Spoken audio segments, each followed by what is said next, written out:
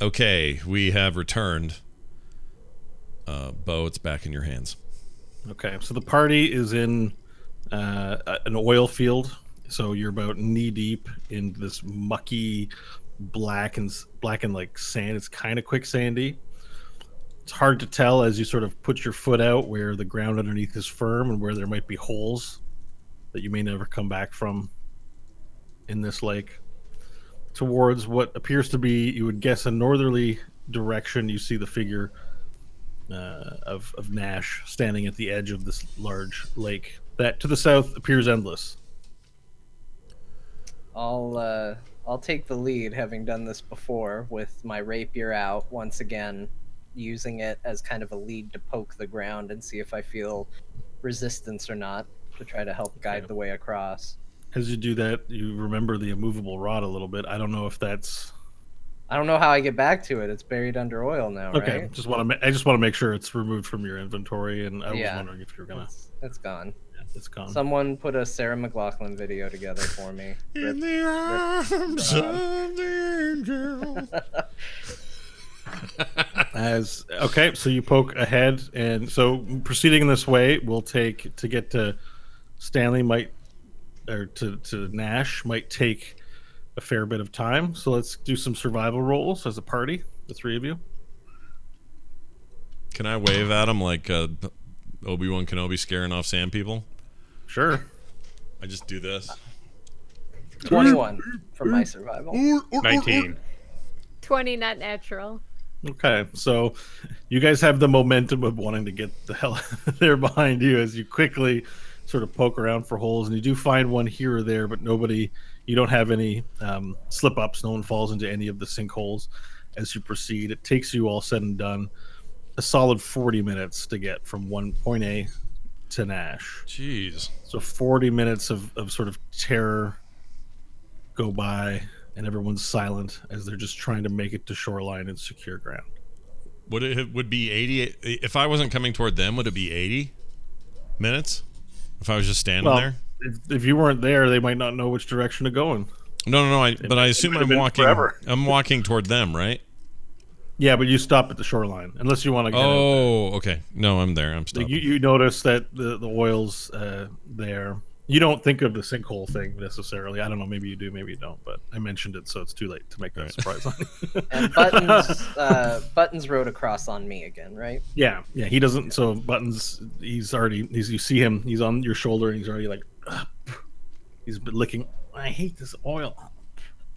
Licking himself and spitting the oil out.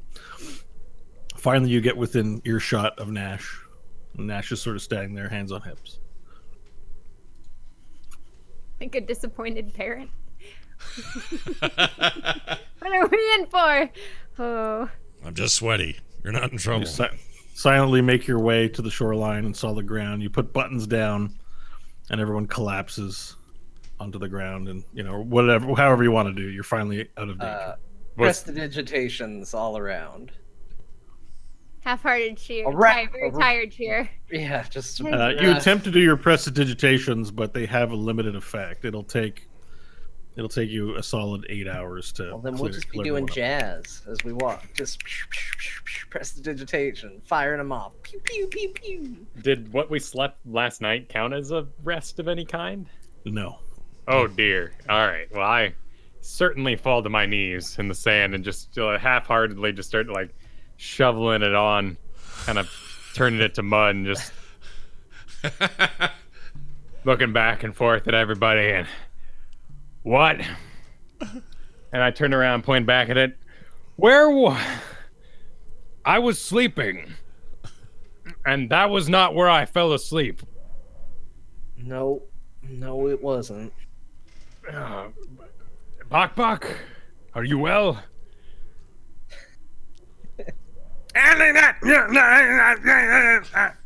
You flew gracefully, Bok Bok. I'm sorry. He rubs his head. Bok Bok hurt head. Hope the bed, the bed with the handsome people. My eyes will go wide, and I'll look at Burrell. So tender you held me while we... But that was not down there either. I slept at least 3 places that I do not remember. Explanation, Stanley. Well, I woke up and I found. Can we try and walk and talk? I need to get back to the Fate 4. I need to rest. I think we can do that. Let us walk then. Nash, I am pleased you are not with us. Bok Bok jumps up in front of you and says, he says, Stanley ate Blowy! Stanley ate Blowy! Eat Blowy! He points at Stanley. He says, Stanley, eat Blowy! He's saying you ate the Blowy. Did you eat his dynamite? Well, we're gonna have to work on tactics a bit with Bok Bok. I tried to use it in a combat scenario, and the little guy was a little too insistent on staying in close proximity to lit dynamite. He's alive. Stanley shakes his head and goes, Stanley ate Blowy!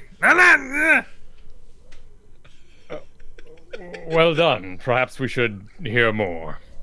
Where the hell did you guys go? I don't know, We're Nash! walking as this is going on. Yeah. But I'm happy you weren't there because your poor blistered feet would have surely not run fast enough. I woke up tied to the table, standing straight up in the Fate 4. Were there handsome people cuddling you? No! In fact, I had a dream that horrible phantom hands were reaching from the darkness and trying to pull me in. That was me. Let me clarify a little bit what happened. When I woke up, it was quiet. Nobody else was around except for, say, Nash, who was repeatedly walking into the door of the Fate 4 and grumbling about it. I tried to wake him or rouse him, but he just kept walking into the door repeatedly. I wanted to find out what had happened, so I knocked you over and tied you up. I figured it was the best way to keep you safe from yourself. Wait, I was walking in my sleep? Yeah. What, is this the first time you guys have seen that? I mean, we understand why it happened, Nash, because when I got outside, I saw that the mound Vorel typically sleeps in had been vacated, everybody else had set off, and there was singing filling the air. And there was difficult to understand the lyrics behind it, but I recognized some words sounding like ancient Elvish, and I think that's perhaps why it didn't have an impact on me. Though I had later discovered that Buttons here also was not affected by it. Yes, it was most fascinating indeed. That reminds me, he sort of flips open his book. He's like blowing the oil. He's like, oh no, my notes are ruined. I have to start over. And he gets his ink pad. And as you guys are walking, he rests the book in his forearm, and he's got the inkwell, and he's got his quill, and he's trying to write while you walk, and he splashes it on his nose again. He's got oil on his nose, and ink on his nose, rather. And he gets back to his book. So eventually I ran into Tecna, who was in a similar state, just walking mindlessly, and I couldn't do anything to rouse him either. I decided to move ahead, and that's when I found the rest of you in that place with that creature. And it was using that second face on it, if you even noticed, I'm not sure, to sing a song that seemed to keep you all enthralled and summon you. And there was an elderly woman there as well, a hag, who he referred to as his mommy. And I tried to speak with them, but she was very insistent that you were all to be made her son, his name was Blort, made his dinner. And I was forced to kill them both. and this, Tecna says, Thank wait a second. You guys were Hope. You guys were together last night. What? Who? Varel said you guys were together last night. In a bed, yes. In a dream? I don't know I don't really know. Oh, Bok all right Bok was then. there as well. Bok Bok, did you share the bed with us? Tecna sort of turns around and starts walking ahead and kicks the sand and puts his hands in his pocket, and he's like grumbling to himself. Just let him go. Do you remember the bed, Bok Bok? He says, "What bed?" He said, Varel go, Bok Bok follow. Varel go hole, Bok Bok go hole. Varel open door, Bok Bok follow. It is Varel, weird. Oh, I don't understand. You notice they used to hear him. He's like, Varel, make love to worm. Yeah. Bok Bok, make love to worm. Hope, make love to worm. Stanley? Pharrell, what did he say? Stanley, Bok Bok. And I stop the walk. Stanley, Bok Bok is insisting that we were enchanted into performing. Bok Bok not enchant. Bok Bok have mind. Bok Bok mind strong. Yes, and how? What did we do to the worm, Bok Bok? Worm? King, make love. Make Worm. love. Bok We Bok. made Bok Bok, make love worm too. Bok Bok joined us in our enthusiasm for the worm love making. We slept with the worm? Oh, Well, God. I didn't see that exactly, but you were held enthralled by him. It is worth mentioning Bok Bok was not. He was just following you. Bok Bok romantic. No. I hear all this and go, I thought my dream was bad because of all the hands. I think that was just Stanley. You guys thought you were making love in a big bed with handsome people, but you ended up with a worm. I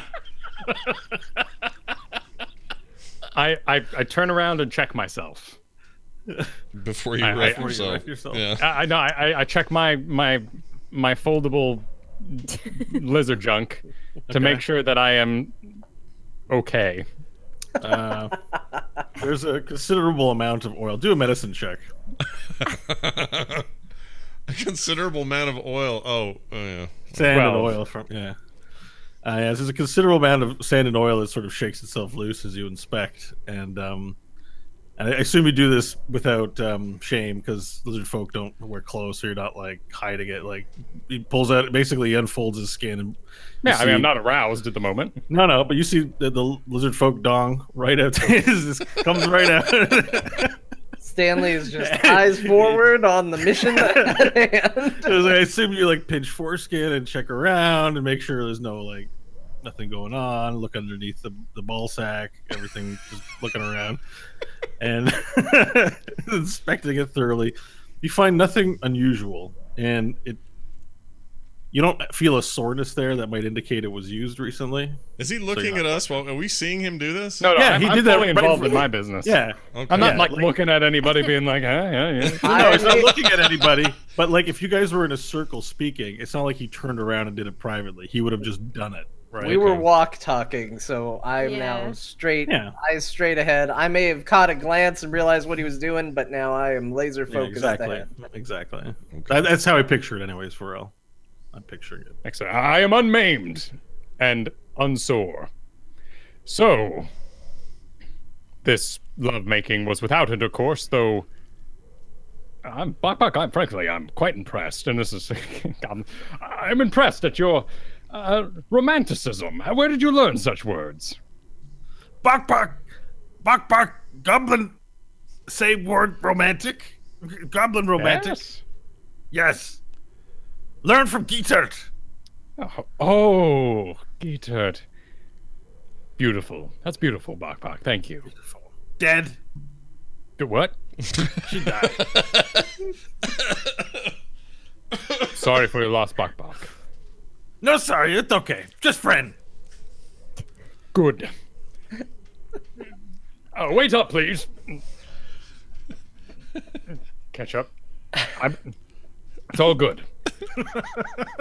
Good. So there was cuddling, but not intercourse. Hope will look over and up at Burrell. I've got a smile like that was supposed to be like, eh. And then she'll just look okay. straight ahead and keep walking. It's okay. Anyway, the whole thing was a big ordeal. And I'm happy you're back. And I'm happy you're no longer under the control of it because honestly, Varel, I could use to not be punched by you ever again. What? Oh. Attacking the creature also apparently earned the ire of the thralls, which would be you in this case. And you got a pretty good shot in. But thankfully, when we destroyed the smaller head, it seemed to release you, although it knocked you out.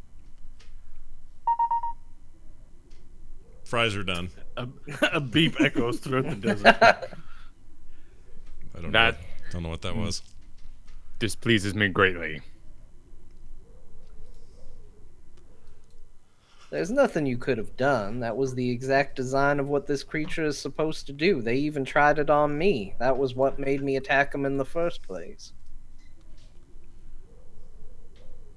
Yeah, so that makes two vile creatures in our journeys that have taken advantage of me. I wouldn't take it personally. Look, there are things that you are exceptional at. Your strength, your ability to fight. You hit really hard, I can attest to. That's your area of expertise. But sometimes that means there are other areas that others will be better at, like resisting mind-controlling worms and not fondling them.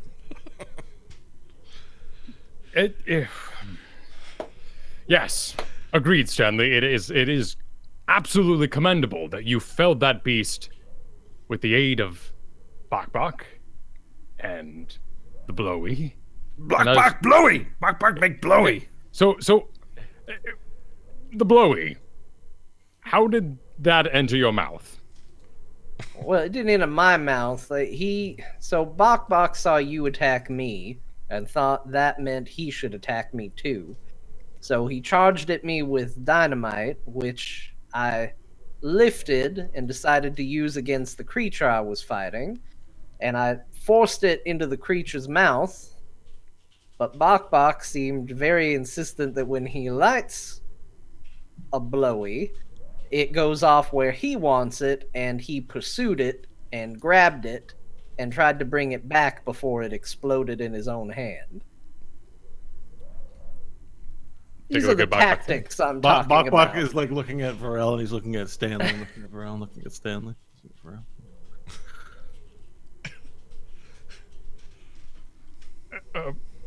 Down to Bok Bok.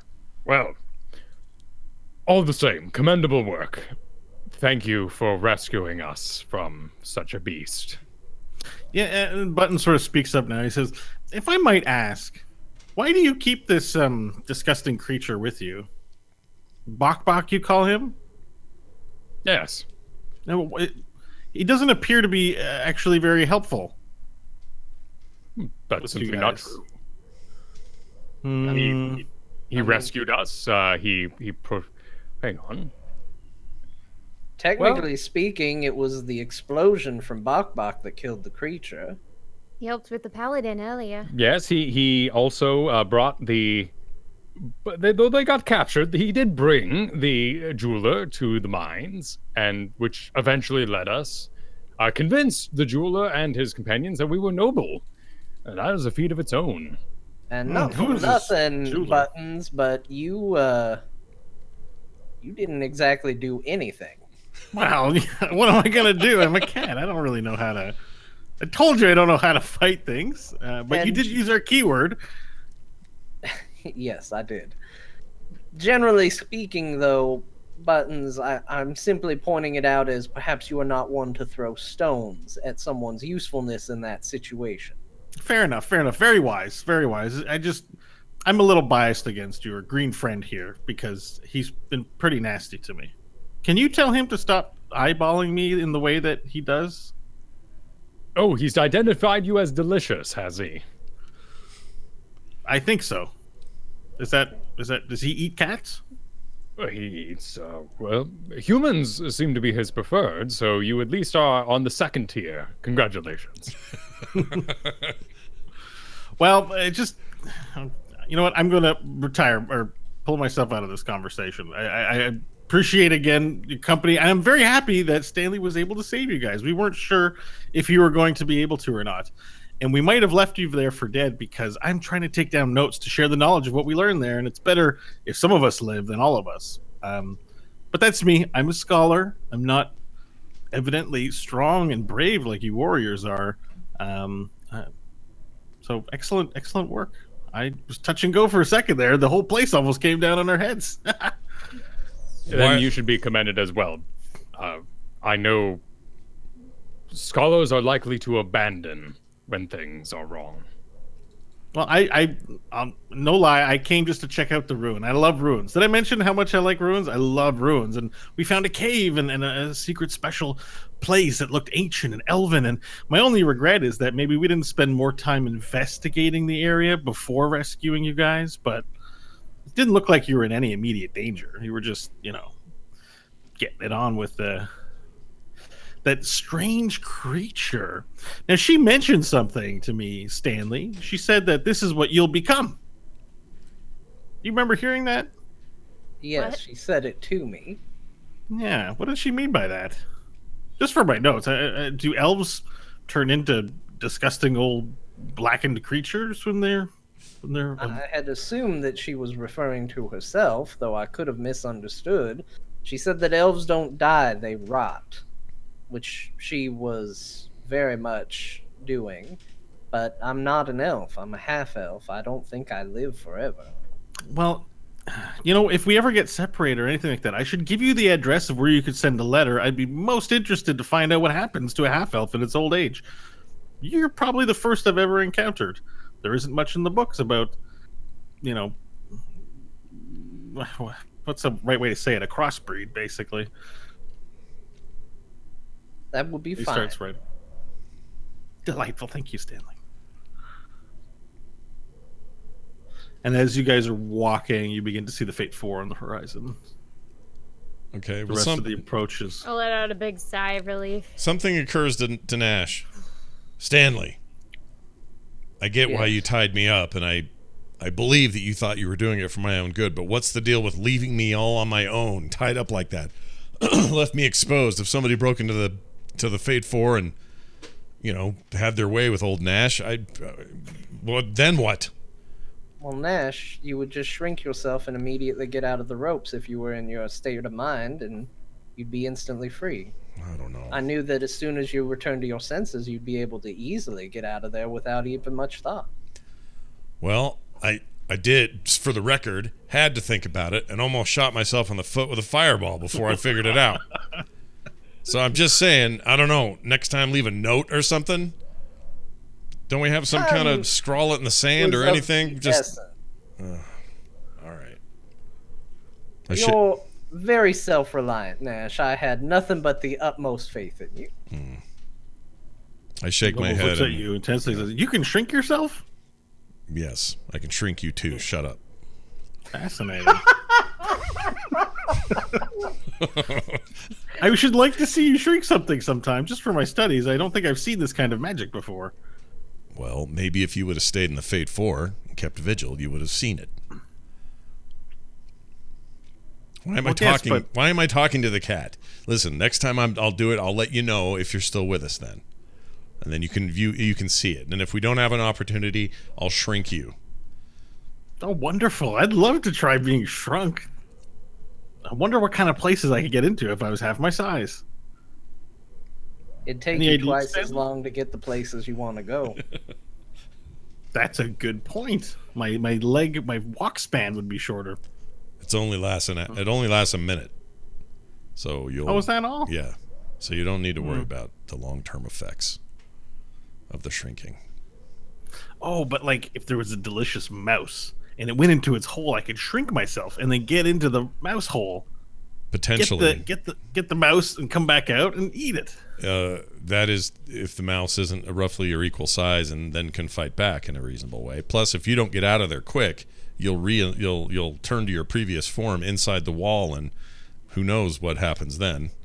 Ouch. That's bound to be painful. Well, just keep a watch on you. Do you know what a watch is? Have you heard of a watch?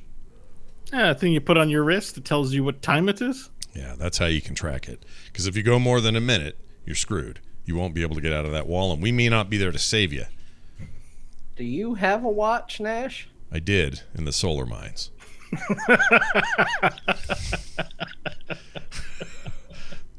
I was hoping you'd say that. Much of what I had was left there and lost, including my watch.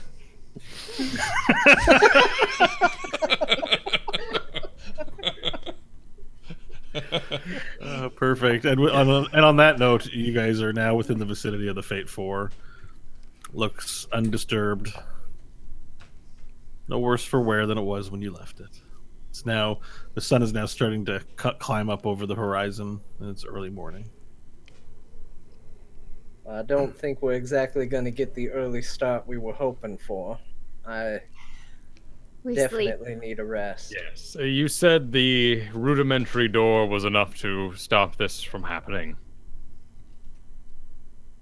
I mean, the door itself, I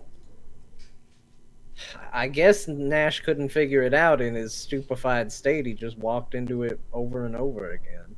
Then might I request, just for tonight, that I sleep inside the vehicle? I think that'll be fine. Yeah. I think that's We can okay. fit. Can you sleep like that, or do you need to be covered in dirt? Not a need, merely a desire.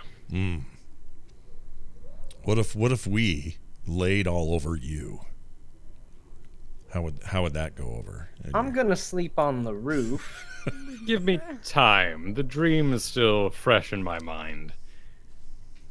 All right. No sleeping on Varel tonight, everybody. Hadn't entered my mind, Nash. Just trying to keep him comfortable. I'll start walking in and getting the Fate 4 as roomy as possible for everyone. Are we organizing any watches? I got the most rest, I think, because I was tied up and sleeping. So I can do first watch. Yeah, but it wasn't a true sleep, so you don't have the benefit of a long rest along with everyone else.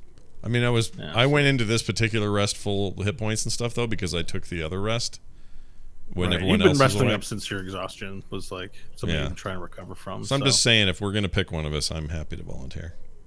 All right. I'm definitely resting. Okay. All right. So you'll do the whole watch then, Yeah. Ash. All right. So 8 hours goes by. Everyone rests up. They're sleeping. It's quiet. Nash, do you get up to any activities during this time? Some light reading. No. No, not really. I'm gonna just sort of I'm gonna get up on top of the roof and I'm gonna stare out into the nothing and think. I'm gonna meditate. Okay.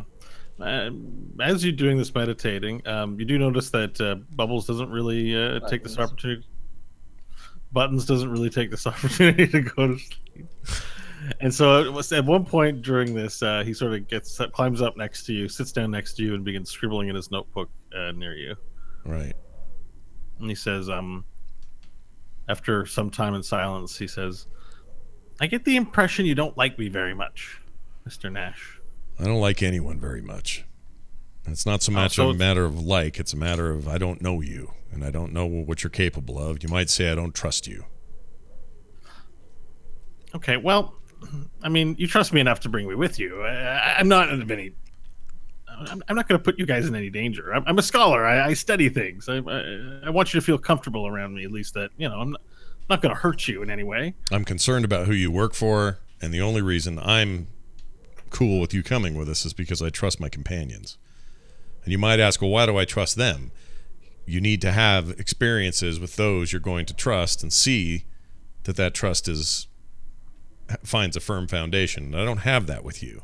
For all I know, you're just a cat man with a secret mission you haven't told us about.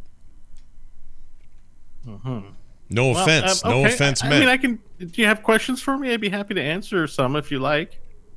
Are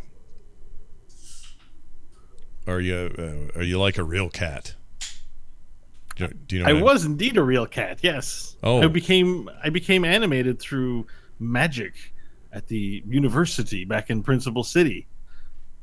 The wizard who owned me wanted to know what I was feeling and decided to allow me to have a voice. And it was decided that it'd be too cruel to let me stay in that shape and give me a voice and then take it away from me. So they found a way to make it a permanent change.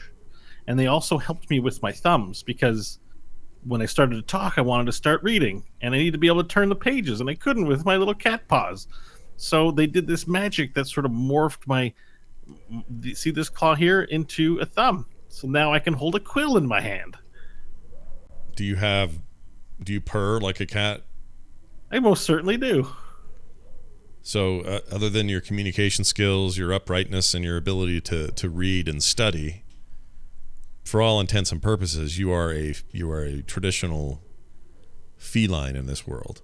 I am a cat. There are none like me in the world. Now, there may be races that share resemblance or lineage with the feline species, but not in my case. I have parents, but they were cats. They never spoke any languages or knew of the world. I was part of a litter, and then I got taken and given to a human family, and I've been on my own ever since in the tower. There's a few other cats up there, but Dargoof never really let me out.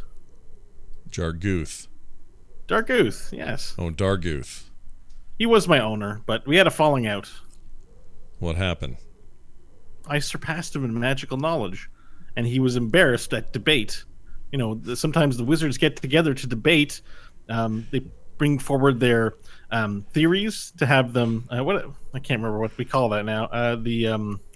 What's the word for that when you're defending your doctorate or whatever? Your dissertation. Yeah. So we were evaluating dissertations, and we got into a heated debate over one student's particular dissertation. And as it turns out, he made a critical error that was a huge embarrassment to him. It's a very long story. I don't want to bore you with all the details. And it just slowly came to pass that I was smarter than him. Well, and he resents me for it. And now I live in my own quarters in the Arcanum, and I'm respected by many students, and I have all this important research I got to do because I'm probably not going to live very long. So I need to get as much life as I can in to pursue my passions. And life's too short to waste time trying to appeal to Dargoof. He's a wizard for a reason. He sits and studies his books and thinks he knows everything, and will never admit to errors. You can see why this Dargoof perhaps was bothered by the fact that his former pet is now smarter than him. A cat has surpassed him in the arcane arts. Ego, it's the death of us all. Having too big of an ego to admit you're wrong and to lose friends over such things. Why would anyone do that?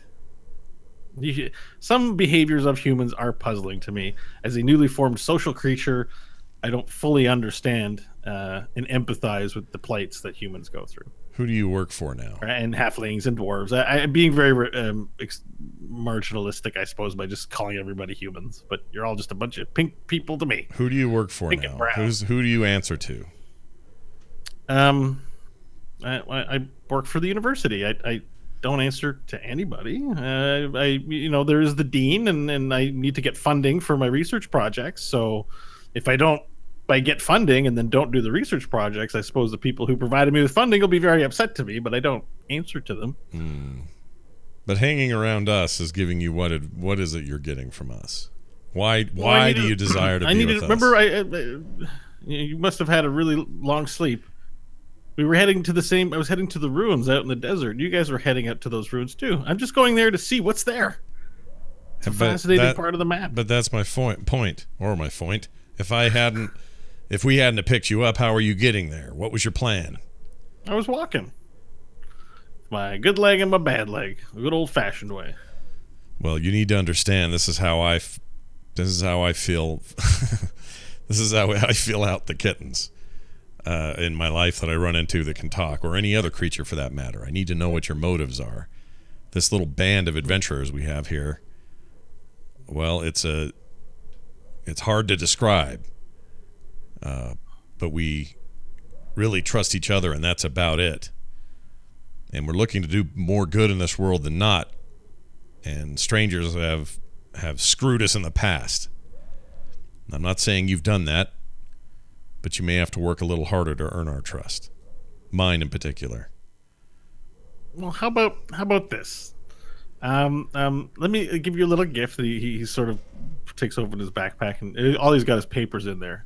And he takes one particular scroll out and he hands it to you. And he says, "Here, take this as a gift. We have many. The wizards of Arcanum Universalis, they study magic and learn to do it through repetition and practice. And it seems to me that you are more along the lines of those born with a natural aptitude for feeling the mana waves in the air around us. And generally speaking, we have those folks back in Principal City, but they're usually exiled because they're very dangerous. But it's for their own good as well as the good of the people. But I have a great respect for what you do, but we put some of our magic that we learn on scrolls. This is a scroll with magic on it. If you perform what's written in here, it will cast the spell. And this is my gift to you. Maybe you'll find a good use for this. What does it do? I know. What does this one do? I'm just, sorry. Buying time giving you this explanation so I can but then I keep slowing down. It's a scroll of a magical spell we call blinking. Blink. I can blink just fine, at least with this eye. No, not for eyeball blinking. Basically, it allows you to teleport a short distance to get yourself out of danger. I heard of this at the solar mines, but we didn't call it blinking. So for 1 minute, you'll blink out of the material plane and enter into ethereal plane. And then on your turn, for the next couple of seconds, you can run to another spot, and then you can return back to the material plane right after. You can keep blinking around like this for a whole minute, just like your shrinking spell. Can I hold? Once you cast the spell, the scroll will be consumed, so you only have one use of it. But perhaps you can wait till a time you can study, and perhaps you could learn the spell and retain it for yourself in the future. May I hold it? It's yours. It's my gift to you.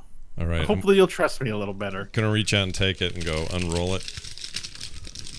I'm gonna look at it and say, so you're saying if I read these words, I will, as you put it, blink out. Yes. You will enter the ethereal plane. It's not 100% reliable. You have to channel the energy by rolling a d20, and on a roll of 11 or higher, you enter the ethereal plane. Then...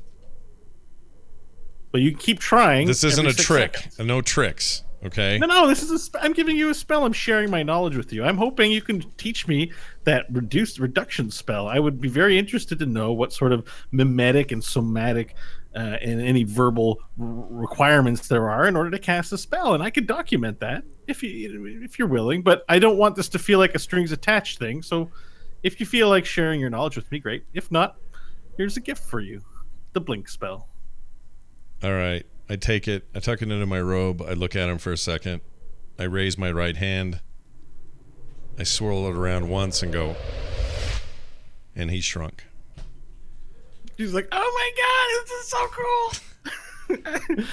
Look at his paws. He starts running around, moving around. He's super tight. So he's already like 2.5 feet tops now. He's basically 1.25 foot. That's the spell. He comes up to your calf, like your knee, if you were to stand up. Yeah. He's like, "Oh my god, you're so big." Okay, I squat down next to him. I squat down next to him and say, "This is me showing you my magic." And but how do you cast it? You can trust me to not do anything weird here. I'm trusting you that this scroll right here isn't going to cause, Stanley to bleed from his anus or something. He starts laughing. You have a funny sense of humor. All right, let me start writing down my feelings right now. And he opens up his notebook and he starts recording his thoughts about, what he's feeling in this shrunken form. Okay. Okay. All right, so this conversation carries on, Yeah. and 8 hours goes by. And as it turns out, he's actually not too bad of company in terms of relating to you on the magic front. But he pesters you the whole time. I don't know if you want to talk to him for a long time or not, but he insists on continuing conversing with you for as long as you'll let him. It's okay, because the time's got to pass either way, and I'm just watching, and I'm not seeing anything happen, I guess. Like, nothing weird is happening outside. Yeah, and each one by one, the rest of the party begins to wake up around dinner time. And you guys hear Nash and Buttons, conversing engagingly, like they're, there's like two friends and they're talking amongst themselves, and you hear them and you're not involved in it. They just seem to be in their own little magical conversation-y world as you wake up. Right. Okay. Yeah, so the rest of the party, you're awake, you can eat supper, everyone's quite hungry. Everyone slept well. It's different. But thank you. Kind of soft, I guess. It's cramped, and I'm not used to the... How does it give? The floor? Yes, it has... It doesn't. Doesn't give. Has a motion, though. Whenever anyone moves, the entire mobile is... Oh, because it's... To simplify it, you see the four wheels around? It's balanced on those four wheels. Suspended, if you will. Yeah. And so when anyone moves, it jostles the whole thing. Varel, there's an ancient text that I also was given in the Solar Mines. I lost it before I could come here, but I'll never forget the words. If it's a rockin', don't come knockin'. I think they're referring to that you just described. The motion of the mobile. It's John asks out of campaign, is the Solar Mines a frat house? It's old ancient cultures and new cultures mixed, and nobody quite knows where any of these stories come from, but they're out there, man. And I don't know the real meaning of it. I just know that it sounds like it's related to what Varel is talking about. That's all. I mean, I'd say if we're driving, yeah. No one should probably come up to the vehicle.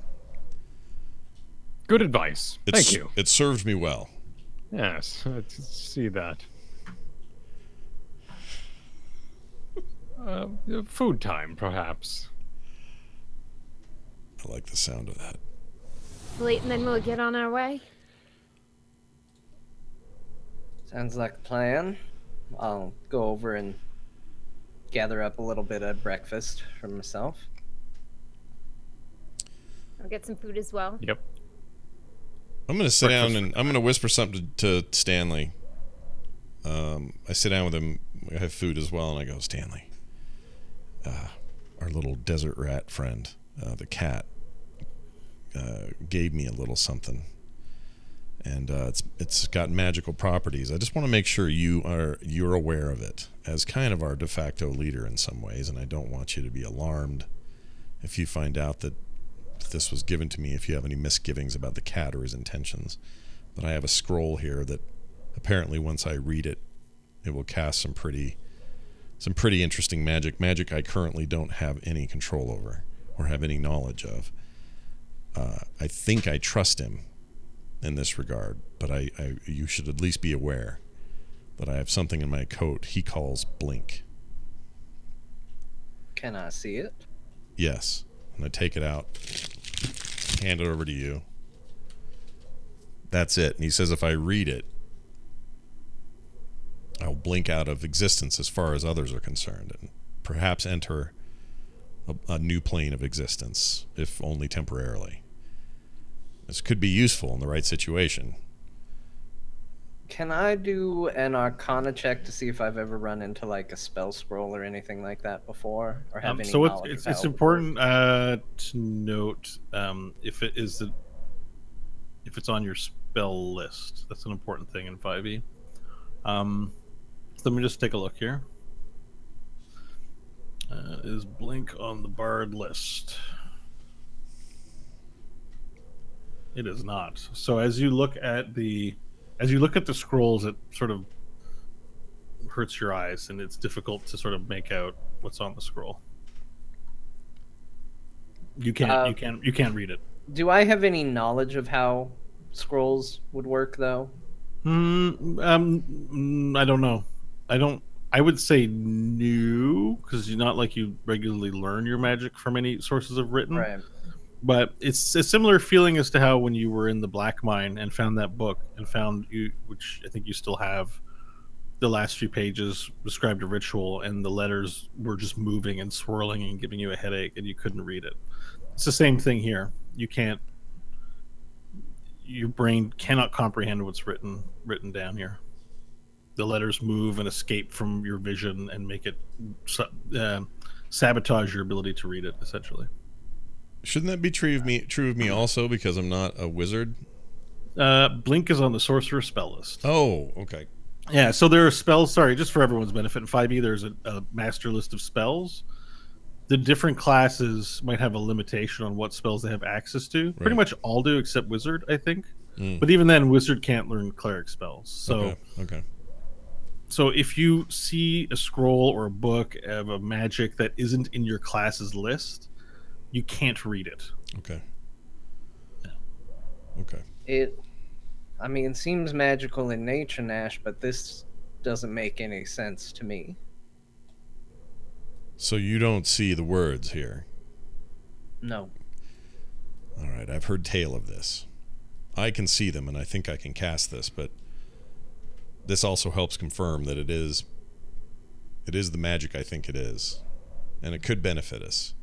If it's a question of trust, I don't see any reason why you should necessarily doubt him. I feel like we should maybe be careful how much information we share with him, considering the company he potentially keeps, but he's proven himself to simply be interested in knowledgeable pursuits, and he did rush out there, granted for his own reasons, right along with me to try to rescue the rest, and I think that has to account for something.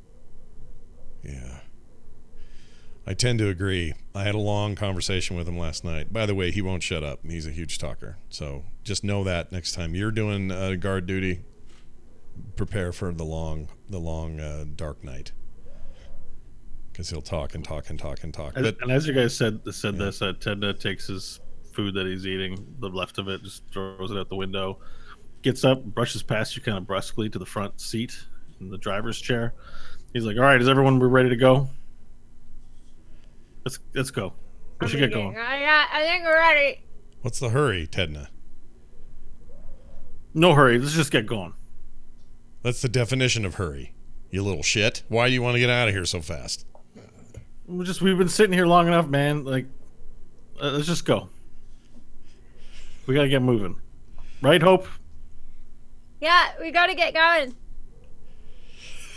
All right, like everyone get in. He puts the car up, puts it in the drive, and he starts driving off. The truck starts moving. There's sort of this menace how the drive is going. It's intense and fast and sudden, and you're just unceremoniously, you're just on the road again. Okay. I keep eating. Yeah, no need to stop. Yeah. All right, guys. So, do folks have the map open? I do, I think. We travel. I do have it. So we're about 3 or 4 hexes away from the Teat. That's going to be, you said an hour or 2 hours? No, 2 hours per square. So you're about 8 hours away from the Teat. Kristen is as the master pilot, who's in control of Tecna for the most part. I mean, if he goes a direction you don't want to go, you will definitely veto the hell out of it. Where would you like the fate for it to go? Straight shot to the Teat. Okay. So, can we get some rolls as we move along? Yes, they were D12s or D10s. D12. All right, we've got a 10. Okay. 8. No, just from Kristen. Oh, sorry. I thought you said everyone. A 6. Okay. So that's 4 hours of driving. 7. Okay. And then a 10. All right. So the rest of the journey happens with that event. You're now in the vicinity of the Teat. Okay. So as on the horizon, you begin to see the outline of what might be a settlement. It's very faint, very small. And I guess you guys are carrying on your conversation, whatever. Now you guys woke up around dinner time, so with 8 hours, it's now nighttime. So what you actually see on the horizon is a small glow of a settlement on the horizon. And at this point, Bubbles sort of speaks up and he says, has anyone here ever been to the Teat? Nash, have you been to the Teat? No.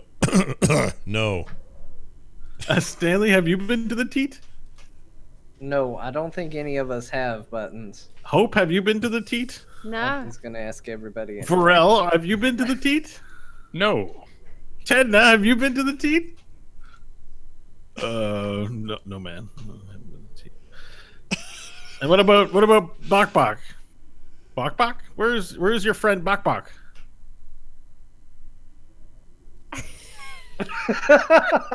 Pharrell, where's Bok Bok? Where is Bok Bok?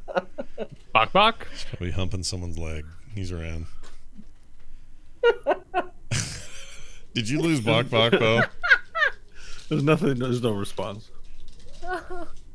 Bok Bok? I think it happened again, says Nash.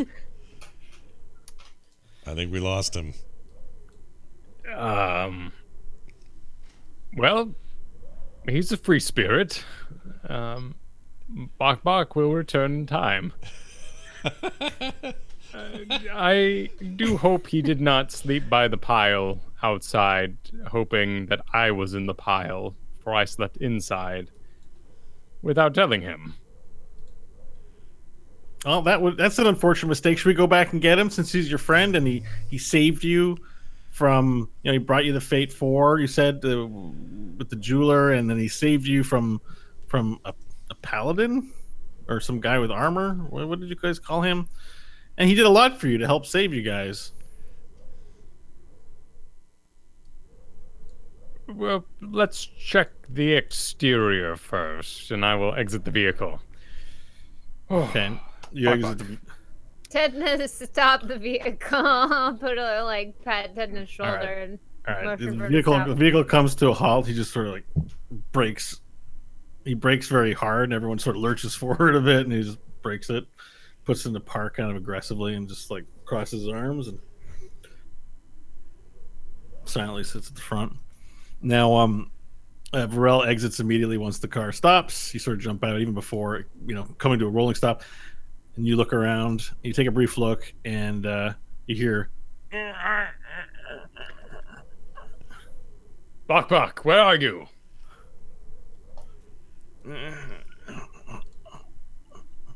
Have you been run over? And I run to the front of the car. You run to the front of the car, and you don't find any sign of Bok Bok, but the sound of his breathing is less. It's quieter. Oh, the back of the car. Okay. You run to the back of the car, and then there you see a completely covered in dirt and dust Bok Bok with his hands on the bumper. It looks like he's been hanging off of it for 8 hours, and he's weak, almost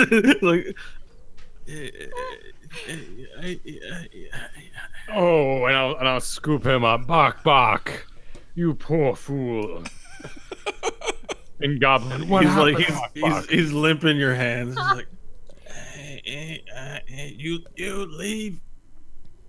you leave me. Run. No, Bok Bok. No answer.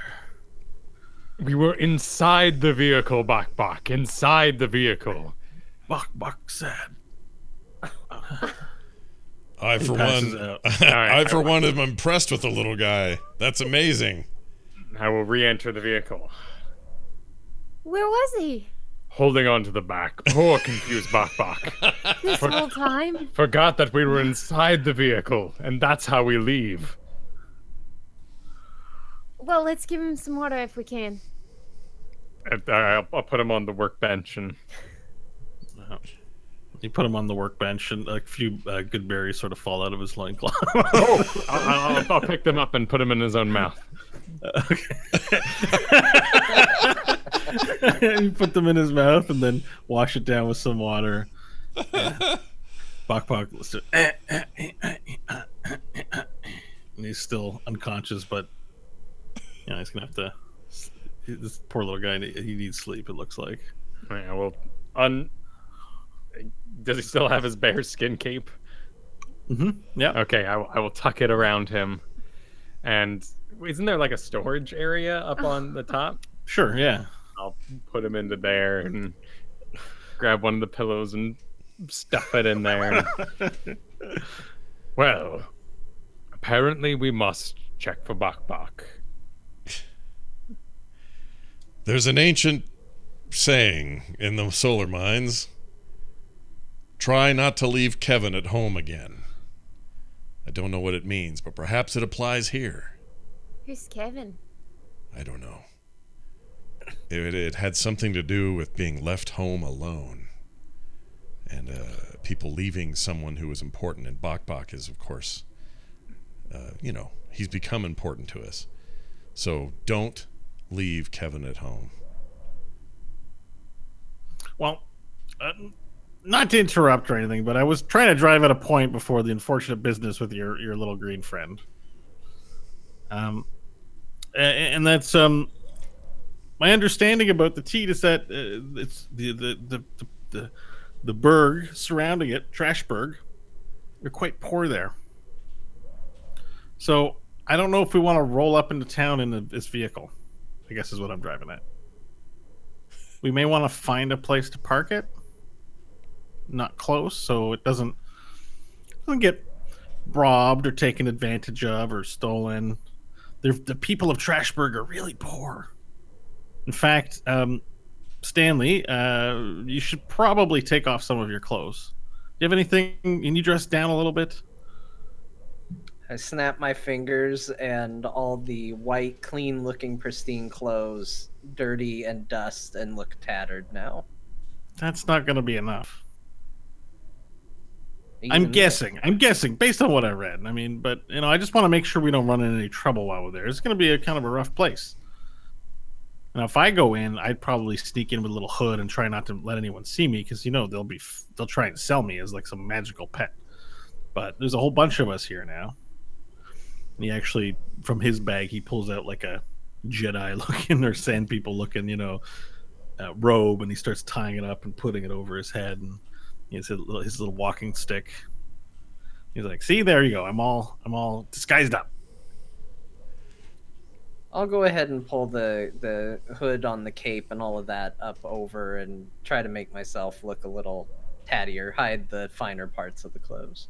Very good, very good. So we should leave the vehicle here. Varel, Hope, do you have any ideas on how we can hide the vehicle? Seems a bit ahead of our steps. What is our plan in the Teat in the first place? Where are we going for these somethings? Well, there's the lady in red if she's still there. That is Vengeance speaking. I mean your gifts of which you bound your soul. I figure when she's dead, I'll get my gifts. Stanley, what do you know of these items that we seek? We didn't get much more than it's here. I would be woefully disinterested in coming between hope and revenge for this particular matter. Nash, do you remember anything from your meeting with the goat? My meeting with the goat was mostly about dragons. I'll be of little use to you here. He didn't give us much to go on besides the item's location, so I figure at the very least we know exactly what we're looking for with the woman in red, and If we find her, perhaps we can kill two birds with one stone. Buttons. Yes. Who controls the Teat? Well, it's the Guzzle Gang, Suckmaster Din. Yes, the Suckmaster. But who controls the Suckmaster? Well, no one controls the Suckmaster. That's the Lord of the Teat. He is poor as well. Is he? No. The Guzzle Gang is a ruling class. It's sort of it's a serfdom in a way, I suppose you could say, or fiefdom. What's the right word for it? But the people are like serfs. They give everything for their lord, and the lord lives in opulent wealth and with a strong guard, an army, and is protected in that way, right? But most of the actual work is done by the impoverished who live around Trashburg and go to the refinery to toil away, separating all the sand and refine the oil, refine all that sediment out of the oil to make usable oil that we can send to Pristine and we can send to Principal City, and it's used in a lot of the vehicles. They're a major supplier of oil for the Principal City. I mean, and for the region. A thought occurs to me then. Why would we start this mission at the bottom? Why not start at the top? Why not process into town? We have a vehicle that will shock and awe the serfdom. We have gold from our previous adventures. Why not build directly to the Suckmaster as the masters of this land that we are? Well, under what pretense would they lower the drawbridge for us? For the Lizard King requires oil for his vehicles. Okay. I do see a level of logic there. We are more likely to pass as wealthy and noble than fit in with the rabble on the outside. I fear if we enter as the rabble, we will once again be forced to kill our way to the top instead of starting at the top. Killing our way there, and why not just exit as heroes or villains or whatever the town may make of us at that point. Either way, we didn't have to kill all the locals to get there. What do you know about the Guzzle Gang, Buttons? Not much, just that they're the ruling party. I believe the Teat once belonged to a more traditional royalty, but that stuff's a little lost to time, and it was taken over by a ruthless, wandering band of marauders called the Guzzle Gang. And they just turned and set up shops. So they rule, but have a mentality and social structure similar to a wild gang of marauders, where might makes right, and you earn what you take from people. Sounds like they're going to try to rob us. Yeah. I only know what I know from Bucks. I would encourage. This is just me. Again, I recognize that you're all very powerful, but I am not. So my approach to most matters of strange areas would be to hide and observe and find out who it's safe to speak to and who it's safe to interact with, and find my safe spots and then move along. We're just really there to pick up resources, aren't we? And then move along to the ruins. Why do we need to go to the castle and bug them? You always end up going to the castle. No, but it sounded like this one has you guys are you assassins? I won't say anything. I swear, I won't say anything. If you guys are assassins, don't say anything more. I'll take off. I don't have to. I don't need to smile a little. She'll try to suppress it, but I don't want to know any more information. But it sounded like maybe you guys were up to something that is not within the scope of the things I'd like to do. So if you guys have something important to do, maybe I'll just go off on my own. I mean, look, we can assassins. Yes, we can assassinate, but we're not necessarily assassins. We're treasure hunters, and that's a bit of word salad. Fighting. Word salad. Well, you're trying to say you can assassinate people, but not call yourselves assassins. But if you assassinate people, you're assassins. Anyways, I don't want to get into it. You know what? I'm sorry. Please, I'll give you gold, and I'll let me be on my way. Buttons, we're not assassins. We're here for treasures and to find somebody. But it has been our experience that anytime we walk into a civilized place, people inevitably try to kill us. But she said she was going to kill someone. Because when they try to kill us, we kill them first. It just is the way it goes sometimes. Can't she speak for herself? Are you going to go kill someone, Hope? I'll just stay quiet. Hope will stare down the cat, though. Got a very bad feeling about this.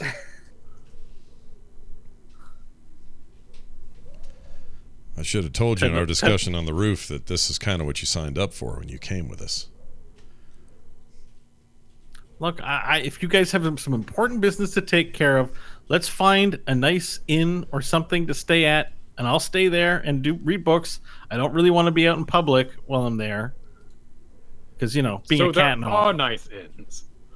There isn't a nice inn, but I'm sure there's a place that we can find to rent. You guys have money, right? Like, none of the people here have money. I bet you we can buy one of the buildings for a couple thousand gold or something. We'll find something. I don't know if there's a nice inn, but why don't we go to Malinar's Bazaar and just find a nice place to lay low if you have business in the town. Go take care of it. I don't want any part of any violence. And then we can be on our way to the ruins, so I can explore the ruins. That's really what I'm in here. That's really what I want to do. I don't want to be a part of a royal dinner or an assassination or I don't know, just any killing. It's not my thing. Please. There is a chance, Varel, that if we go up loud and noisy, that they simply try to take everything we have. You will most certainly be outnumbered. Yes, but they are not allied with the principal. That doesn't necessarily mean they won't try anything. I mean, I'm fine leaving the car. We don't need to bring that. I actually know something on that, Varel, is they're not allied with the principal, but they do trade with them. I don't think that they would be in the habit of betraying Principal City, just based on pure population alone, must be their biggest client that they do trade with. So I'm not sure what that means, your comment, but I wouldn't make any bets assuming they wouldn't protect the principal's interest because that's their trade partner. His cogs are going at maximum. Stanley, I find secrecy difficult. This cat confuses me. It makes me feel things. I'm sorry, I don't mean to make you angry, Varel. I'm sorry. You feel things, Varel. Let's see. Can you read in common?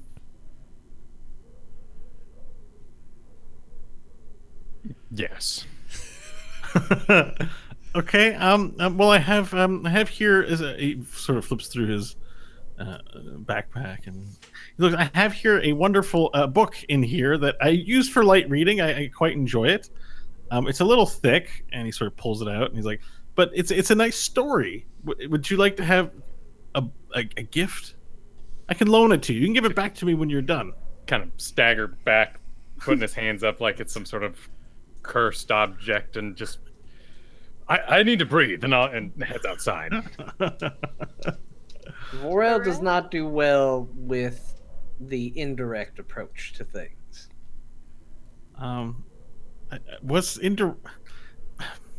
Look, I know I'm new around you guys, but what's indirect about finding a safe place to hole up, and then we can conduct our business and be on our way? Well, Varel's method would be to walk into the middle of town, yell, "Pay attention to me," really loud, and then demand the things he wants. That's not going to work. Maybe he should stay out here and not come with us. No, we'll need him. Like I said, we have a natural tendency to draw in people wanting to murder us everywhere we go. Hope will go outside at this point. Okay. Well, I didn't mean to put such a sour mood on everything. I just thought maybe we'd discuss a strategic approach that in unison together. But I'm sorry I brought it up, I guess. It's fine. We'll figure something out. Okay. Well, I'm going to go sit in the corner and be quiet and let you sort out with your friends. Vorel, how you holding up, buddy? It's very frustrating. He is principle allied and wants to maintain trade with his Teat friends. I find it abhorrent. I find it villainous. It is against our goals. This, by the way, this would probably echo into the car. I wouldn't be being quiet or anything about it. And he's a scholar and will abandon us at the first sight of any trouble. I agree, Vorel, but we have to at least exercise some subtlety. He's the only one that has any idea of what we're walking into. I mean, if what we ran into with Slavetown was any indication, none of this is going to go how we expect, and that thing went south as soon as we did start acting on more open and aggressive methods. They put us in a cage and made us fight. That was their first order. And then they expected us to what? Open a shop? What was the end goal of the judging circle? Until we started asking questions, we made it nowhere. I mean, it got us a free room. It gave us a place to stay. It wasn't until Nash started burning down the town that it all went to hell. We had a solution, but the aggressive forward motion of the team is what ruined Slavetown for everybody. Well, it's a drug problem. I speak up, a little bit miffed at this. It wasn't my fault. She gave me something out the window. He's been listening at the window this whole time. Yeah, well, hey, those were drugs. Then I walk away. Yes, they drugged. The town drugged our companion. And thank you, Vorel. Vorel. You and Nash are blunt instruments, and we need precision at the moment.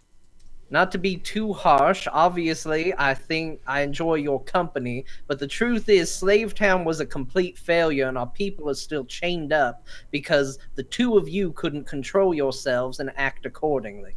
We had plenty of methods to try to get our people back, but between Nash burning down the town and you breaking through walls and chasing down people, we suddenly became public enemy number one, and no amount of goodwill was going to get anybody back.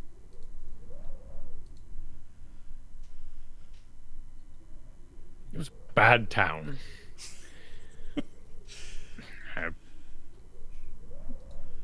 I agree, Stanley. Yes, it's frustrating. It's so. What the cat suggests you agree with then? That we enter under the cover of darkness and buy a house in the slums and become mud farmers? Well, we can't even afford a house. What did you say? We could become fife farmers. Fife farmers? Yeah. What's fife? The fiefdom. I guess I should said fief. Oh, okay. Just using that weird word, fife Hope farmers. says that jokingly, but I guess that's not too funny to Vorel. Vorel, all I'm saying is that if we go in there and we announce our presence, we are probably going to be robbed and attacked immediately. Let's at least figure out, get a lay of the land, find out what we're dealing with, and maybe the direct approach will be the correct one for once. But right now, we don't know what we're walking into.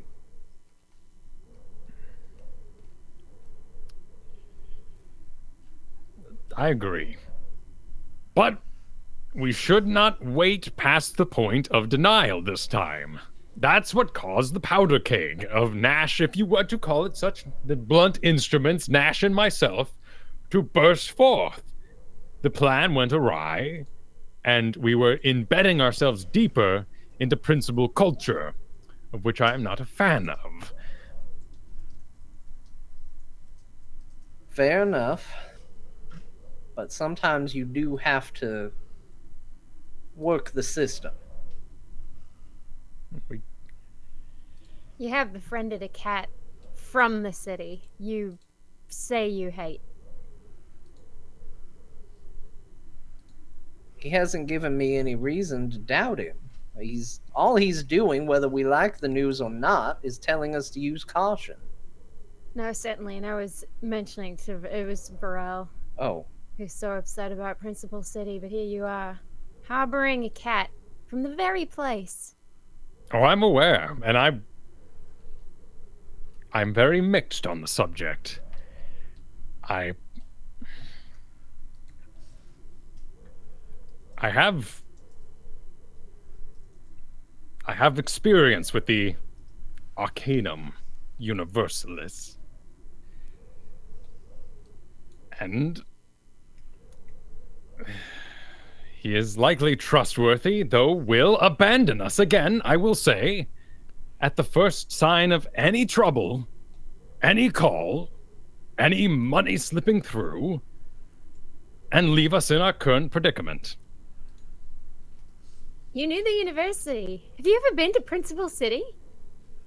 No, I was... You think it's common for one such as myself to read common, to speak, to trade among multiple cultures? I had students of the university study my tribe when I was young. One took a particular shine to me as a sort of project, and then left.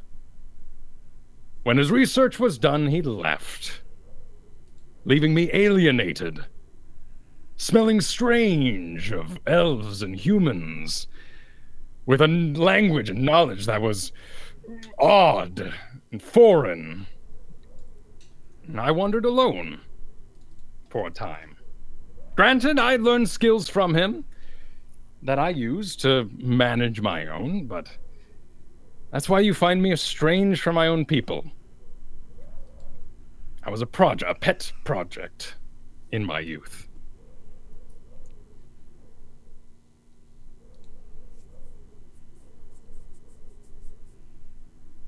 And I had no idea. I had no idea that this university was part of Principal. He wore yellow. I knew not his name. And he left. What, was he an elf? Or was he a human? I hardly knew the difference. I would assume... I know not. I was 3. I was full grown at 3, as my people are, but young and inexperienced, and, well, he was very interesting with his words and his doodads. Well, it's understandable why you have that reluctance, Pharrell, but I'm not putting too much faith into Buttons getting us out of any scrapes. He certainly didn't aid me too much beyond company, getting you two out of where you were. But that doesn't mean I don't think that his concern or encouragement for caution is any less genuine. Let's perhaps head out on foot, find a place where we can keep the Fate 4 hidden and out of sight, and just see what the lay of the land is. If we feel that coming back and storming the gates is the right way to go, I'd be obliged to go that way. But let's at least get an idea before we go in there and give them all our money, our vehicle, and possibly our lives. We should... I agree. We should make one more precaution, though, if we are to go through with this quieter plan. The previous town was made of wood. This one sits above oil. Nash should be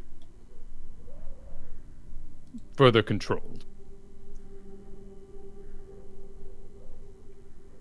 Did you listen in on that part too, Nash? I'm looking at rocks. What's going on? Nash, remember the last town? We're going to sneak in. They wish to be... what was the word, Stanley? Subtle. Subtle. This town is more flammable than the last. Oh, I see what you guys are saying. You think I'm gonna burn it, either because I blame it on drugs, or just because I threw a torch somewhere, or maybe there's some sort of dragon stuff going on. I see how it is. Well, what if I told you I know how to be subtle? What if I told you I've got all kinds of subtlety? Nash Inside check.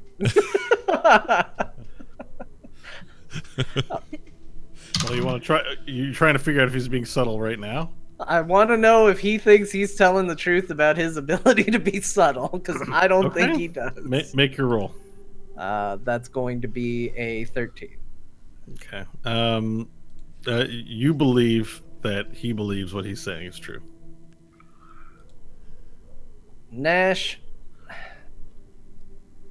I still think you are a blunt instrument. But I have seen restraint from you since we started traveling. You have come a long ways since the days of knocking out your allies by rushing headlong into battle. If you tell me you can be subtle, then I would like to see it.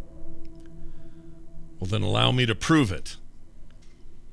This sounds like the perfect mission for that. And I can be subtle. I can be as subtle as any other. It doesn't have to all be fire and brimstone with me. It doesn't just mean fire magic. It means not picking a fight with somebody you see because they looked at you. This I know is a problem with me, but I can do it. I know that I can do it, and it means our survival, so I know I can do it. It means if you tell someone you're going to go do something and tell them you went and did it, you will come back and tell them. Okay. What if, what if something like, I don't know, what if somebody says something terrible to Hope or to you? Am I to just stand there and take it and not speak up? If we can take it directly, you can take it indirectly. This deal should go. Believe in you, Nash. This deal should go both ways, though. You agree, Stanley, and perhaps Hope, still unsure, that you agree that if this reaches the boiling point, that Nash and I are allowed to destroy the town. That seems extremely opposite of what I'm asking you to do.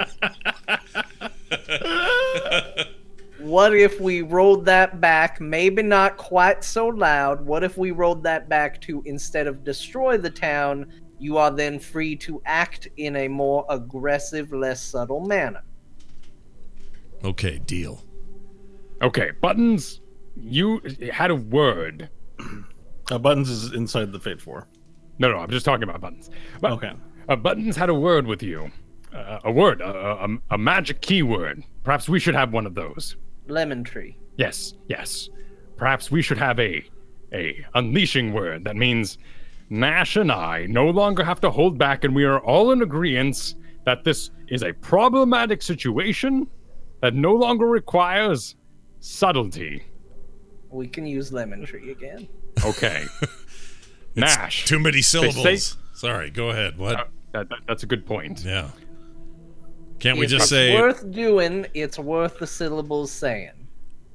But it doesn't yield us any additional time. It takes time away from a much-needed reaction. The word is lemon tree, Nash. Exercise subtlety now and go with the plan.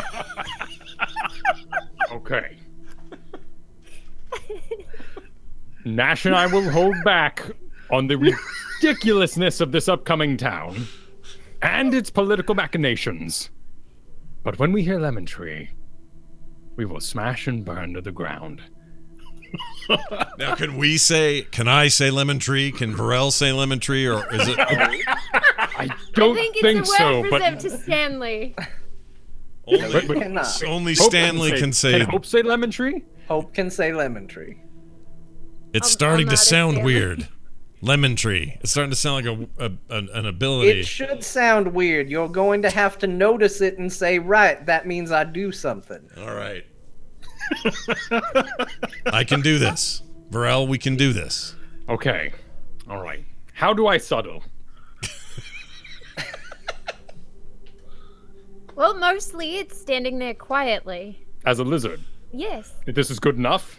Just stand there. Oh. And when But everyone- Stanley nods, if someone looks at you, just nod at them. But some little man or cat or some other object is always like, oh, it's a big lizard. How did you get here? What do you want to do? And I'm like, well, I'd like to destroy your fine town. And That's why you stay quiet. then quiet.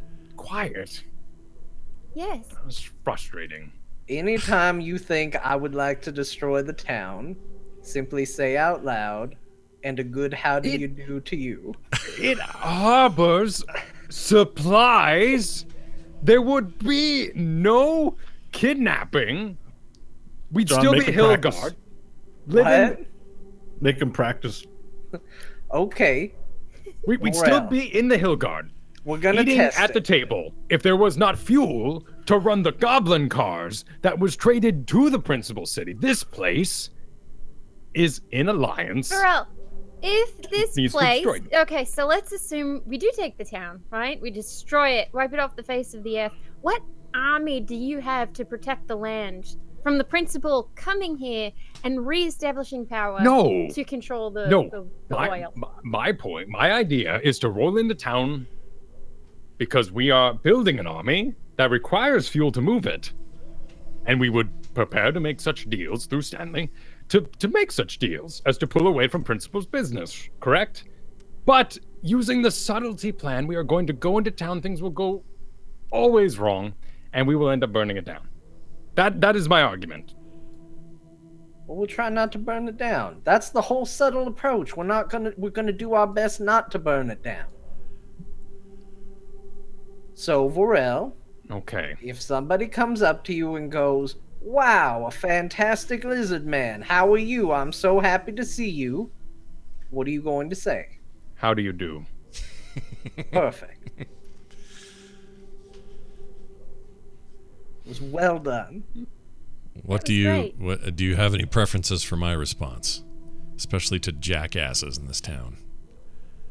What would You you? should say as little as possible. I will nod. If I am expected to speak, I will speak in short words and adhere to your request for subtlety. Try not to be insulting. I think I can do Unless it. you think they would want to be insulted. You know what? Don't think too much about it. Try not to be insulting. Try to think about what you want to say and say the opposite. Okay, one more question about Lemon Tree. That won't go wrong. This land, this wasteland that we inhabit, hasn't seen a proper lemon tree. In fact, for all I know, it's legend only. Why lemon tree? Because it doesn't come up in casual conversation. Oh, so For wait. that exact reason. So the rarity of a lemon tree actually supports your argument as to why that should be our word, Yes. our term. Okay. Yes, we will make an adaptation. If we enter the town and it is full of lemon trees, we will change our word. So if I said gritty, dirty rock, that's too common where we live now. That's no Right. good. Okay. All right. Because somebody could throw something at you and you'd say, "Stanley, what was that?" And I'd say, "Well, it was a gritty, dirty rock." And next thing I know, you're tearing apart the town. Well, I used to think the term uppity half-elf was rare, but I no longer believe that now.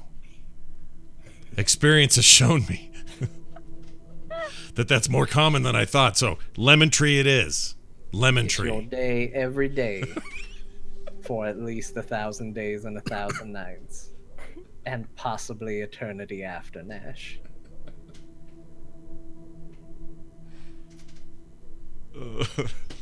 Killed Scott. Sorry. Scott's, for the audio listeners, Scott's like crouched over laughing. He's Are you done. still wearing your shoulder bag? No, yes, but it's just because there's nowhere to put it. How long have you had a shoulder bag? The on? whole show, it's just sitting here. It's just hanging here. What's in the bag? I brought my my iPad Pro so I could draw like maps we were in, Oh, okay, encounters cool, and cool. stuff, and I just haven't used it. So Yeah. I guess you bring a bag when you don't have like a desk or anything nearby to put your stuff on. So sorry, I don't mean to. no, it's not good. It looks like I'm. You're sitting in your chair wearing a shoulder bag. You just look like you're prepared to. Show's over. Yeah. Boom, Yeah, boom, get out of here. That's hilarious. All right. Okay. That was fantastic. That was some brilliant performance. This is a good episode of my Great. favorite Netflix show. Are we? I haven't said anything for 30 minutes, I don't think. Are we gonna park first, or are we done? What are we doing? It's up to you guys. The We town is should on the find horizon. A place where we can at least keep the car out of sight. We don't want anybody snooping around. Any rock outcroppings or anything? If I look out across the desert. Perception. Perception. Perception. Perception. Inspiration. 10. Okay. You scan the horizon and towards the area reaching town. You do see there's a rock cropping where you could potentially park the car out of view of the Teat, although it might be open and exposed on the other side. But perhaps with a bit of canvas, or if you have some covering, you might be able to camouflage it. Cool. All right, so we'll drive it to that outcropping right there. We'll cover it up, and then we'll trek into town. All right, you drive. Yeah. Oh, are you asking the party? Sorry. Yeah, Yeah. consulting with.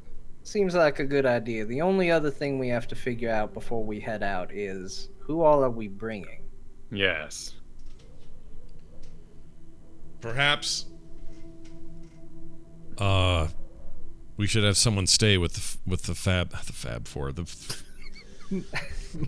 We could leave Tecna and Bok Bok. Tecna should stay. Tecna doesn't need to be out there. He's still inexperienced. We need someone to guard the truck. And Bok Bok's not exactly predictable.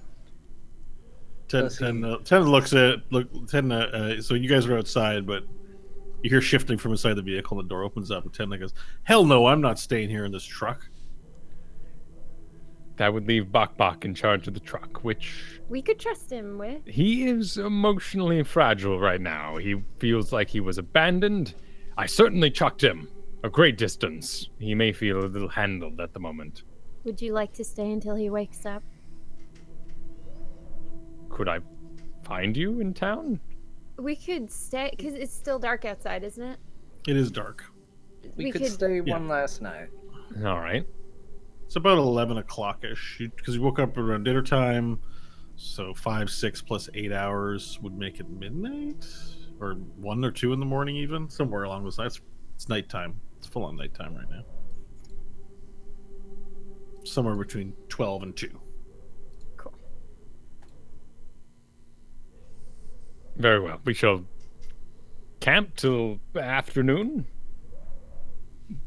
Enter the town. See Bok Bok awake and make sure he is emotionally sound to perform such a duty. All right. Then everyone, so it's a full, you guys are going to take an 8-hour rest-ish? How many hours? I mean, should probably do a full one, right? Because we're about to go in here and be very subtle. Yeah, we're also going to set up the canvas. And We just had a rest, but because we're traveling, it's fine. We can do another one. That's okay. Yeah, we would take the time that we need to do the activities to help hide the vehicle and all of that. So I don't know if we're necessarily resting the entire time, but yeah. Oh, yeah. Probably until Bok Bok's awake again, which Let's he's going to say- be out for probably 8 hours, right? Yeah, 2 to 8 would put him put everyone up at 8 or 9 in the morning. Cool. sounds good. Okay. So you guys take that time. What do you know what you're using to cover up the side with? I mean, I can press the digitate to make the Fate 4 extremely dirty to kind of give it a natural camouflage. That's a good but idea. Like we extremely have dirty, anything else like we can do. look like it's covered in dirt, or just Yeah, because there are lots of car parts. yeah. We don't have any. Nobody's got anything that does like a camouflage sort of charm deal that people just can't see it. No. I'd offer to bury the car. That could make it look like it hasn't been used in a while. I mean, at least down to the wheels, right? So that the wheels aren't black against the rock. And then I like the idea of dirtying the side of it. Yeah, it's probably the best we can do because there's no like bushes or trees or anything we can tear down and make camouflage out of. So I would say, Hope, on that suggestion, you would think that you could do it up to the wheels, but you'd want to be careful about getting sand and engine and parts. Oh, okay. It's not that's not good for cars. So then I'd mark where on the wheel the dirt could come up to. Cool. All right, so you guys get busy doing that stuff, digging it down to camouflage the wheels. You press to digitate all over it. What are you putting on it in terms of dirt? Mud? Is it barf? Dirt, mud, anything that matches what's in the area. Okay, so it takes a considerable amount of time to do, covering up all the place, but eventually you work your way through each square foot of the surface area that you have to cover, and it looks pretty dirty and covered, like an old rusted out, broken down husk of a vehicle along the desert. And the rock cropping, it's a bit of rock, so it moves up, so it does conceal it somewhat, and from a distance, hopefully, it looks like nothing. All right, well, I think we've got this as good as it'll be. Yeah. Thank you all. Okay, perfect. All right. Do we need to have the talk with Bok Bok? Yep. Bok Bok's still sleeping. You go to rouse him. He goes, he turns over, a little sad looking, rolls away and turns his back to you, Varel, whenever you go and try to wake him. Is there any chance he actually stays with this vehicle and doesn't follow us into town? Likely not. Though,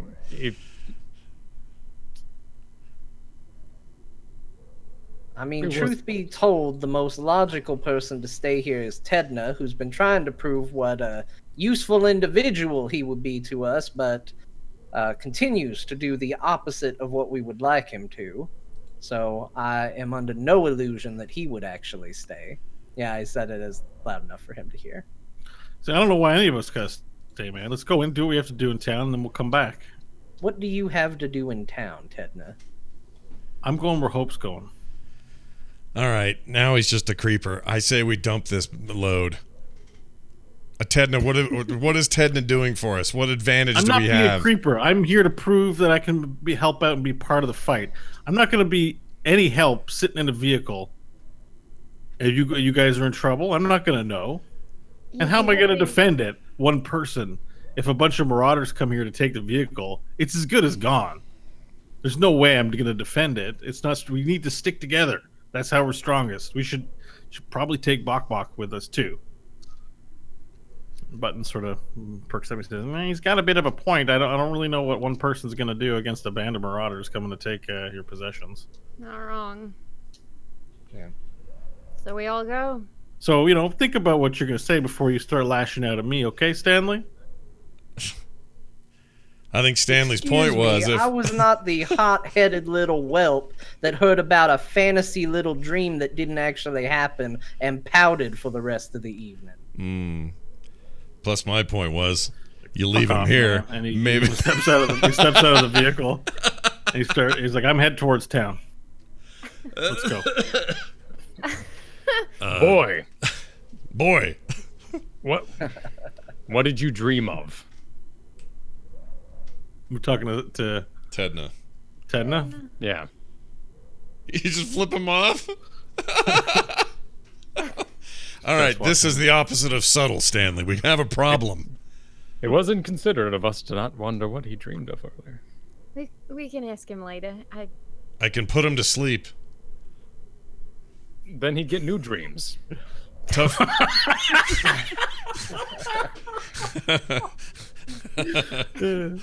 Oh, I see. Thank you. Did you see all the scrapes and cuts along his face and all of that? Yeah. I did that. Yeah, good job on that. But here's the Just wanna question. point it out while he's away. You sat and lectured Varel and I about our blunt instrument qualities and how that's going to be trouble for a subtle approach. I don't know that a hothead bird flipper like Needle Boy over there is going to do us any good. We need to But stop. what good can I... He doesn't listen to a word anybody says. You and Vorel are actually capable of listening and understanding and reasoning. He's driven by hormones in his penis. Specifically the ones in his penis. Yeah, the ones in his penis. The ones in his ears, they're not guilty. So that's why I say cast sleep on him, strap him to the table like you did me, and leave him here till we're done. And if marauders come and they go home with a shiny new Tecna, well, that's on them. No, look, I'll take responsibility for him, okay? And I'll call out Tecna. And he stops. I'm sorry, Turns okay? around. Get, come back, okay? I'm sorry, and I hope you're doing all right. He turns around and he starts making his way back to the truck, and he's like, "I really think we should get going. I really do. Sorry, sorry to make a scene. It's just, it's that was some rough business back in the cave there. Are you all right, Tecna? Yeah, I'm fine. You're lucky she's here. Are you all right, Hope? You're lucky Hope's nice. Fine. I was wondering if you have a minute, if I could just talk to you. Yes, and I'll nod to the group and. All right, everyone else, headphones off. All right. So it takes you, and he starts speaking quietly to you. And he says, "You mentioned in there that you got somebody you need to take care of. What? You're here to kill somebody." Oh yes, of course. I didn't know that. So that's the first time. A lot about me you don't know. No, I know, but I just, who is he? What's he look like? Like I can help with this. Like just. It's not a guy, Tecna. It's a woman. Okay. She's wearing red, and she killed my entire family. What's her name? I don't know. She wearing red? She's wearing red. What kind of hair does she have? She wears bullets. I don't know too much about it. All right, well, that's what I want to do. Let's get this thing you need to get done. I want to show these. I don't know why they're so mean to me all the time. Like I know I'm a young guy, but I can fight, and I can kill. I can defend my home. And you drive the car great, and that's wonderful. Yeah. But we need you to keep a level head, okay? Don't go running off without everybody. Right. You wait for me to give you the go-ahead. But these guys, they seem to take a long time to kind of do things. If you have something that you just need somebody to get something done, and you need someone to go off on their own to do it, and you don't want them to ask questions or make a big debate about it, like, I got you. So just tell me. You can shoot a gun. I can shoot a gun. All right. I mean, well, maybe in town I was conscripted. I was conscripted. I did go on a few raids with the nameless one. I have participated in combat before. And you've killed. Mm-hmm. Yeah. All right. Well, we'll get to town. We'll see what we can get you. All right. Well, just tell me who you want me to kill or who you want me to hurt, and I'll do it. All right. Sounds good. And I'll just ignore the other guys. Not entirely. This is a group, okay? There needs to be a little give and take. No, I mean, I'm just not going to let them get under my skin. Okay. I'll try to just be cool. All right. I appreciate that. All right. Well, clap a hand on his shoulder in a very awkward older sister kind of a way. Mm-hmm. And he just nods and sort of assumes not a neutral position, but he's just kind of a little awkward and a little like glad we had the talk, but making a show of being a little more determined or a little more just on your side, like that's sort of his body language, right? Companion quest complete. Level up. Maybe. So with that said, though, you can return to you sort of turn away and get people. Okay.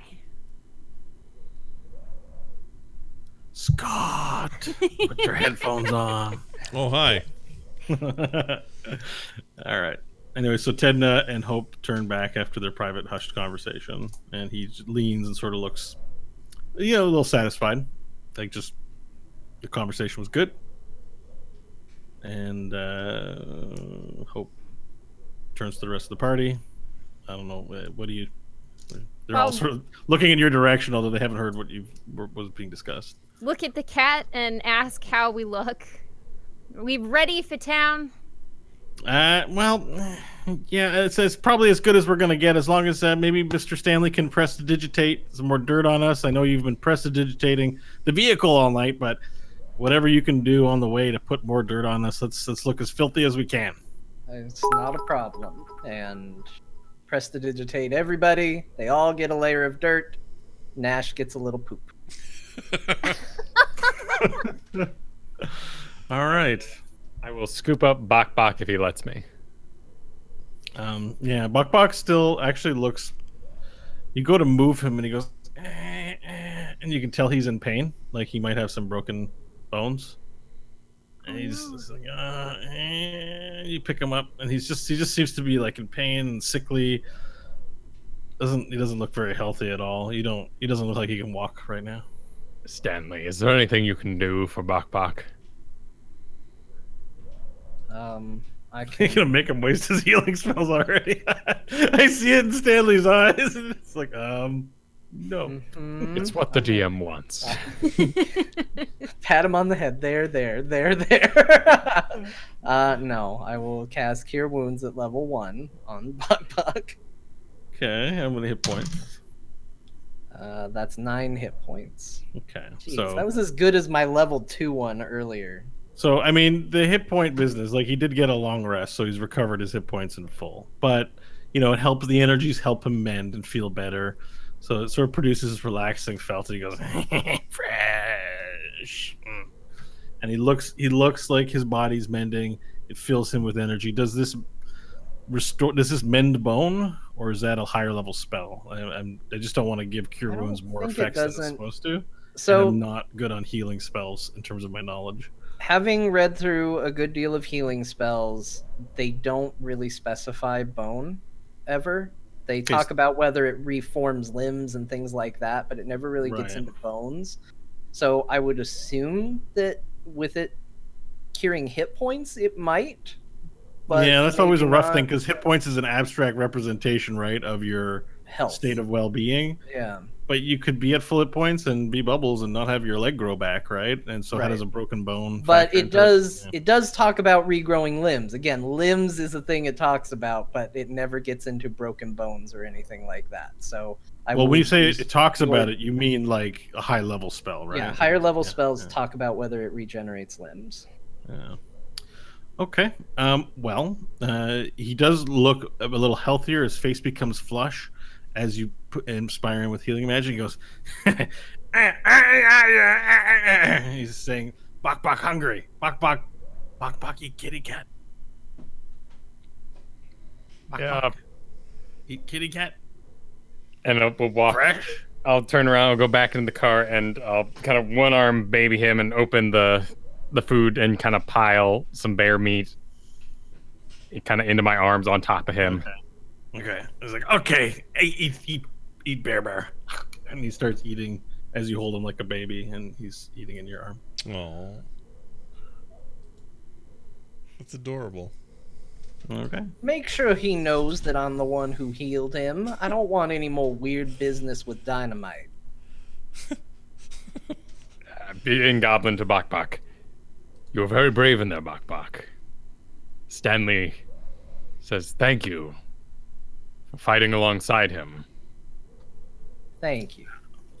Bok Bok only fight alongside Vorel, and Stanley fight Vorel. So Bok Bok fight Stanley.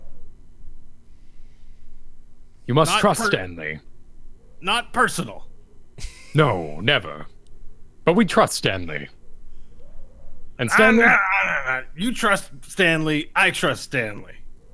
Stanley very strange, though. Stanley ugly. Yes, he is. He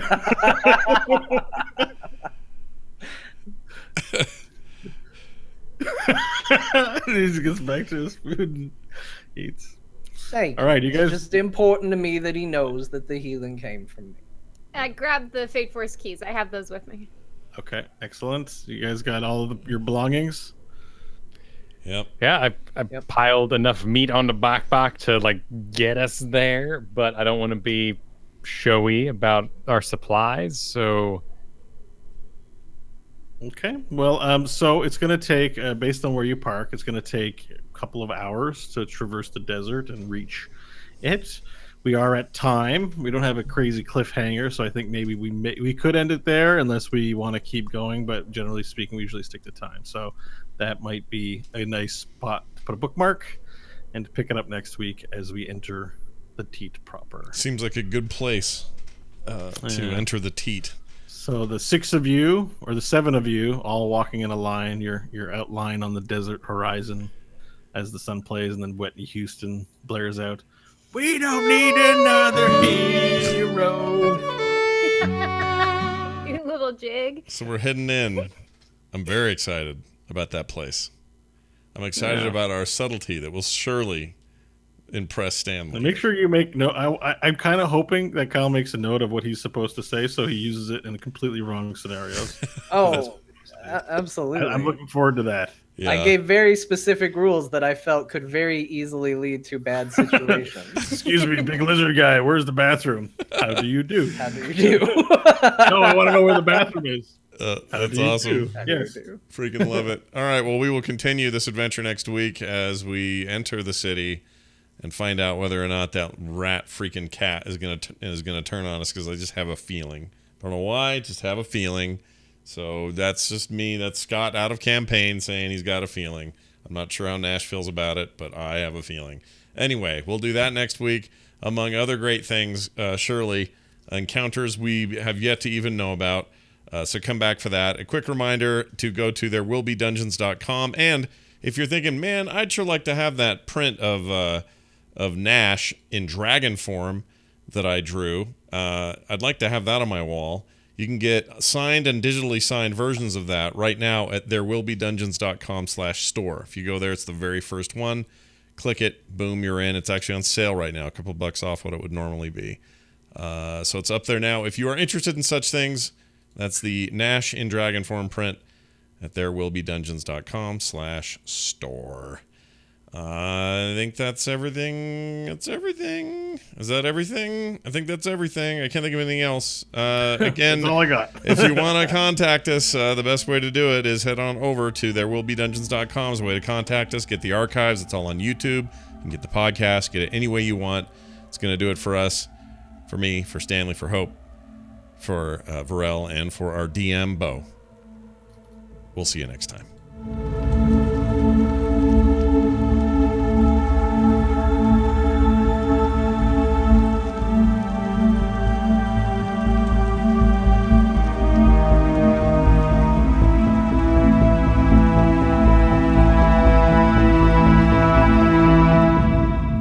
This show is part of the Frog Pants Network. Frog Pants Network. Get more shows like this at frogpants.com. We did it! You should try Space Food Sticks. Yep, you should. You totally should. You absolutely should.